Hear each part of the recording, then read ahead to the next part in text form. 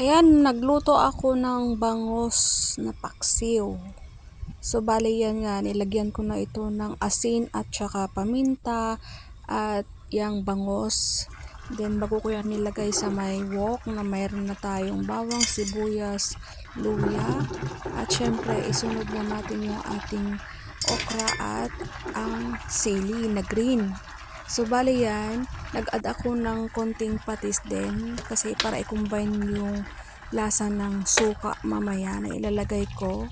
At yan nga, simmer ng for a while. Then, ayan, lagyan na natin ito ng suka na ito ay pampaasim ng ating bangos. At syempre, isisimmer din natin yan kahit 5 minutes.